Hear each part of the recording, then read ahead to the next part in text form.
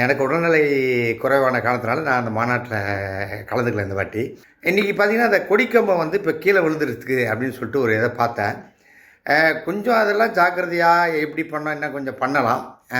இது பாலாஜியுடைய சின்ன கருத்து. இப்போ இன்றைக்கி விழுந்தது நாளைக்கு விழுந்திருந்தால் எவ்வளோ உயிர் சேதமாயிருக்கும். அதாவது இப்படி விழுந்தது அப்படி விழுந்திருந்தால் என்ன நடந்திருக்கும்.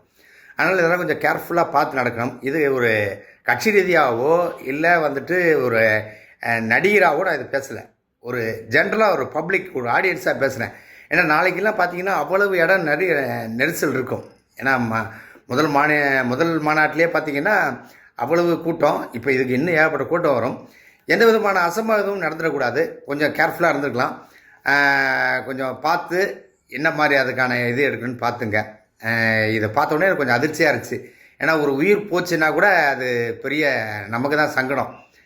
அதனால் வந்து கேர்ஃபுல்லாக இது பண்ணுங்கள். மாநாட்டுக்கு என்னுடைய வாழ்த்துக்கள். நன்றி.